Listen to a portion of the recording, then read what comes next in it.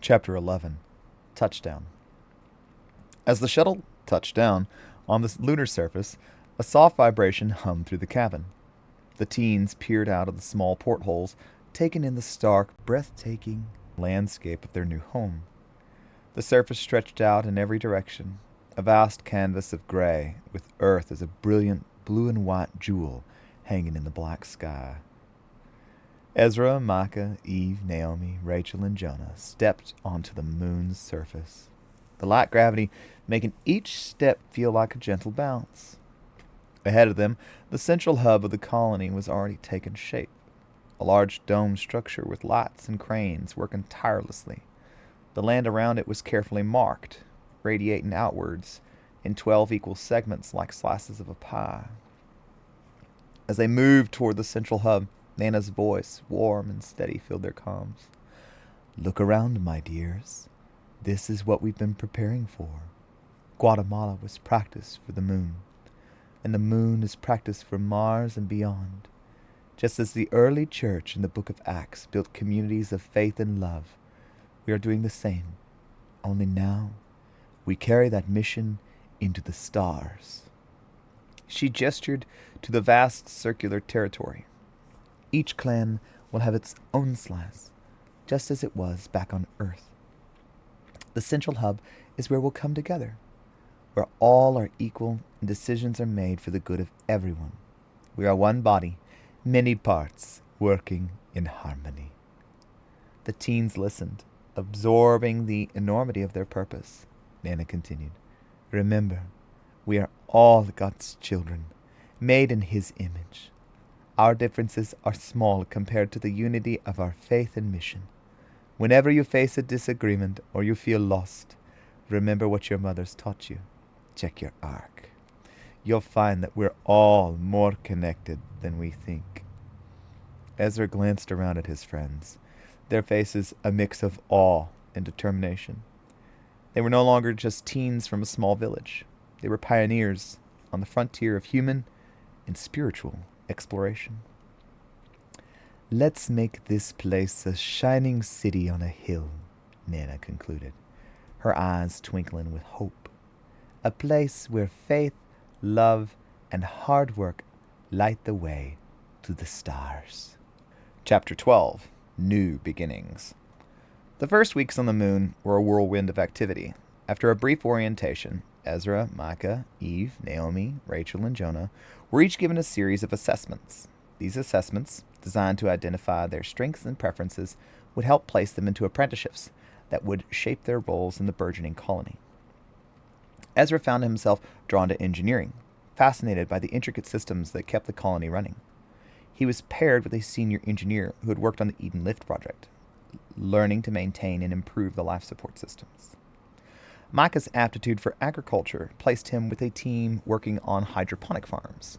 These farms, essential for the colony's food supply, were a marvel of efficiency, using minimal water and space to produce maximum yield. Eve's love of biology led her to the medical bay, where she assisted in research and healthcare, learning how to handle the unique challenges of practicing medicine in low gravity. Naomi, with her knack of organization, joined the logistics team, ensuring that supplies and resources were distributed efficiently throughout the settlement.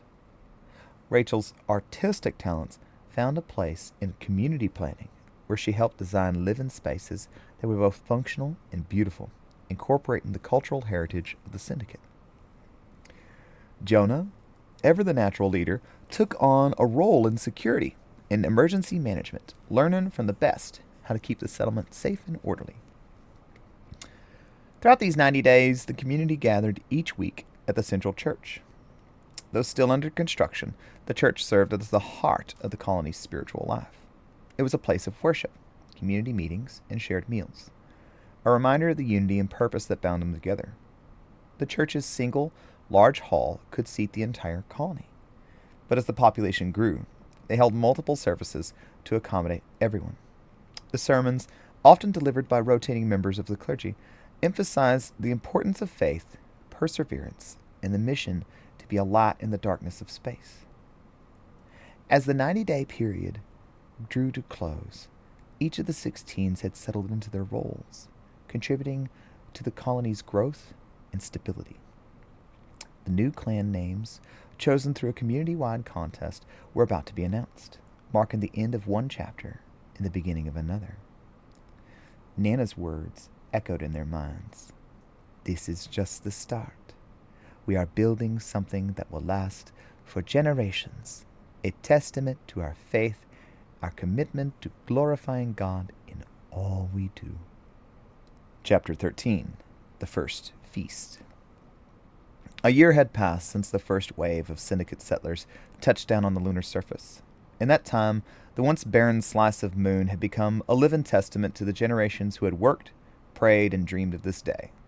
Homes had been built, farms established, schools opened, and the central church, though still under construction, had already become the heart of the community.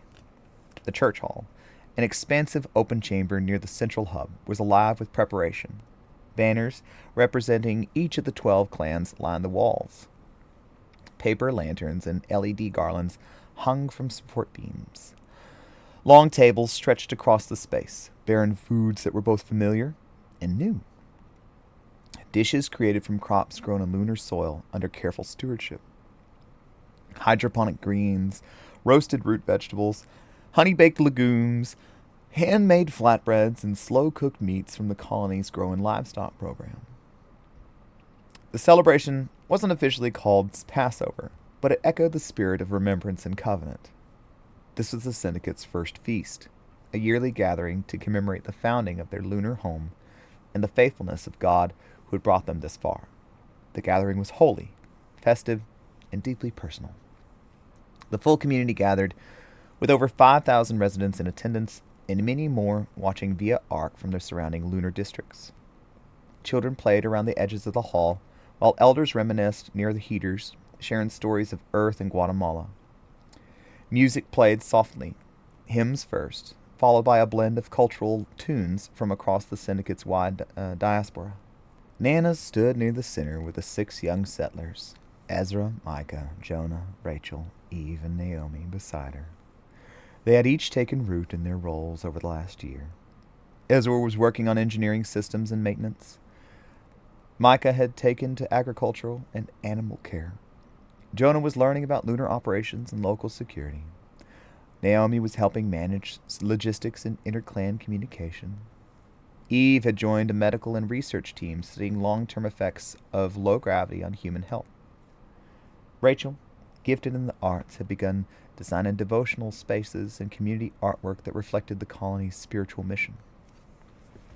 As the meal began, an elder from the Moon Clan stood to offer a prayer, thanking God for his provision, their safety, and the calling to build a faithful community on new soil. When the amen echoed, plates were filled and voices rose. Later, with the clinking of plates fade into a quiet murmur, Nana rose. All eyes turned to her. She didn't raise her voice. She didn't need to.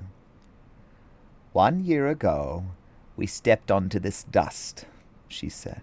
The same dust our children will raise their children on. And what did we bring with us? Not just technology, not just plans or power. We brought the light of God's love, the calling to be a people set apart, not by distance, but by purpose. She paused. The room was still. In Guatemala, we learned how to build villages. On Earth, we learned how to endure hardship and remain faithful. And here, we've begun to learn what it means to shape the future. This colony is not the end of the journey. It's the middle of it. She smiled towards the 16s. We raised you not to run the race alone, but to carry the baton. You will go farther than we ever dreamed. Cheers erupted, but Nana raised her hand gently. One more thing, she said. This celebration is more than remembrance. It is a promise. We will do this every year. Just as Israel remembered their deliverance, we will remember ours. This is the first feast, but not the last. The meal continued, followed by music, storytelling, and dancing. Teenagers performed skits of their early days in the colony, humorous retellings of life in partial gravity and awkward equipment training. Elders shared tales of their ancestors, and even a few holographic projections from Earth were played. Clips of the Eden lift under construction, SpaceX's first Martian test flights, and family messages from those who had stayed behind.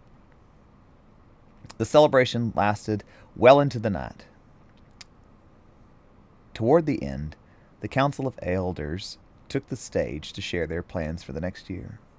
A new school and training center to prepare youth for missions to Mars, expansion of the agricultural ring to double the food output, construction of the first permanent chapel carved into regolith beneath the surface.